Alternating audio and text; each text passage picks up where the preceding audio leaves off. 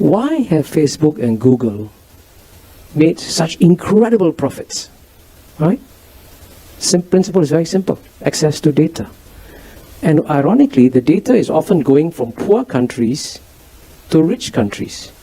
And then the huge profits goes to the rich countries. Is there an ethical question involved here where how can the poor countries that are giving their data away get a share of that data? Who has the right to use? Who has the right to make economic value from this data? So therefore, you begin to see there are very big questions involved here. And then you also understand why the Chinese built a firewall. Now, in this area, as you know, and yeah, I'm talking about social media, there is no doubt that China has built a firewall. And China has developed its own WeChat, Baidu, and so on and so forth. And I think one can then, of course, discuss whether it's wise or unwise for the Chinese to do that. But then when you come to the discussing about the spread of Google and Facebook around the world, it has both positive effects and negative effects. And you know, a few months ago, I gave my first and only TED Talk in Vancouver. But the first person to speak at our session was an amazing English woman. Her name was Carol Cadwallader. If you ever get a chance, please watch her TED Talk, because she documents in amazing detail how Facebook was able to transport outright lies into the Facebook accounts of various people. And that's why this vote on Brexit swung. So these were lies that were being told that led to a political disaster. And she said nobody could regulate Facebook. And when she as a journalist tried to get the lies, she couldn't get them. The lies had disappeared in the social media. Now, what's the reason why I bring this up is that in many countries, Brexit, you saw one result. If you have Facebook or Google, which is unregulated, spinning around the world, right? Is it just purely bringing good, or is it also challenging, disrupting societies through fake news and other ways? And then if I want to bring another ethical dimension in about data and the spread of data, why have Facebook and Google made such incredible profits, right? Principle is very simple. Access to data. And ironically, the data is often going from poor countries to rich countries. And then the huge profits goes to the rich countries. Is there an ethical question involved here where how can the poor countries that are giving their data away get a share of that data? And this is going to become a bigger and bigger question, because we've just seen the beginnings of this data revolution, because right now I think only about half the world may have smartphones, but I think within 10 years the whole world is going to have smartphones, and the amount of data that's going to come out is even more and more. The question then is, who has the right to harvest, who has the right to use, who has the right to make economic value from this data? So therefore you begin to see there are very big questions involved here. And then you also understand why the Chinese built a firewall and said, hey, we want to be able to control what we are doing in this area. So what you therefore see in what is called a trade and technology war has got far deeper political and ethical dimensions. And you've got to be aware of the political and ethical complexity of these issues when it comes to passing judgments on who's right, who's wrong in this area. So I think, Kishore, now you have just almost depressed everyone. So, Kishore, maybe you could write a book how you got China wrong. No, I'm just joking. Huh? Do you think you got China right now? Oh, now you're increasingly more doubtful about your judgment and analysis? Or you just want to raise those questions to get everyone here to think? So that's why the Asia Global Dialogue is so good, so interesting. So you should all come back next year.